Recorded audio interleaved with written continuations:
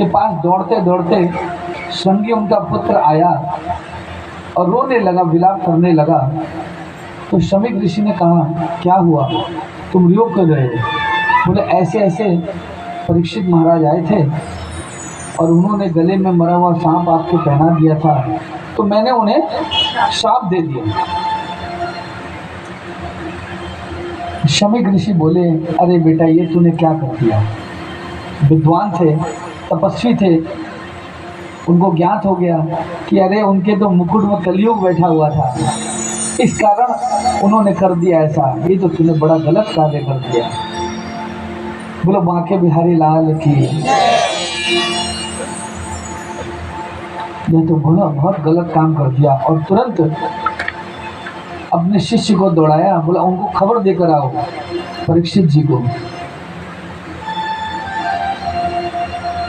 और परीक्षित जी ने जो ही सुना कि आज से 7वें दिन मेरी मृत्यु हो जाएगी, तक्षक सांप मुझे काटेगा। सब मुनि मुँह को महामंत्र दे पार लगावे, कृष्ण चरण मह चित्त लगे सो गैल बतावे। भृगु वशिष्ठ अंगिरा बैठे और बोले, कोई पुण्य कर्म ऐसा करूं जिससे मेरी मुक्ति हो जाए। देखो बंधुओं, ना जन्म तय है ना मृत्यु तय है कि कब होनी है, कैसे होनी है। लेकिन देखो, परीक्षित जी को मालूम था कि आज से 7वें दिन मेरी मृत्यु हो जाएगी। इसीलिए उन्होंने ऋषियों को बुलाया और पूछा कि कोई ऐसा उपाय बताओ जो मेरी मृत्यु हो किंतु मुझे मुक्ति मिल जाए, मैं प्रभु के धाम जाऊं। तो उन्होंने बताया कि आप भागवत, श्रीमद् भागवत महापुराण का पुराण करो। बोलो श्रीमद् भागवत महापुराण की।